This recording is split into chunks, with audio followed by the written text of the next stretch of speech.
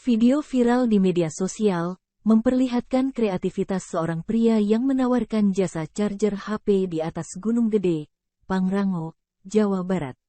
Target sasaran yang dituju oleh pria itu tak lain adalah para pendaki yang melakukan pendakian di Gunung Gede.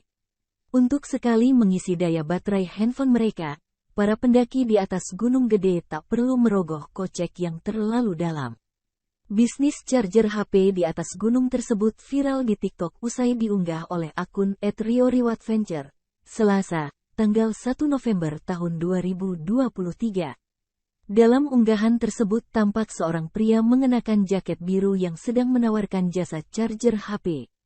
Untuk sekali mengisi daya, pendaki Gunung Gede harus membayar sebesar Rp20.000 hingga baterai HP terisi 100%. Namun sempat terdengar pendaki yang mencoba menawar harga mengisi daya baterai tersebut.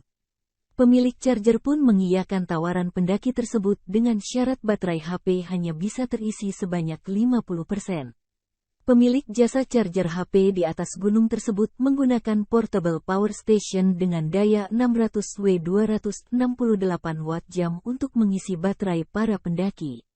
Meski dengan harga yang lumayan, jasa charger HP di atas gunung tersebut ramai diminati para pendaki. Terbukti seluruh kabel di portable power station tersebut sudah penuh terpasang charger HP.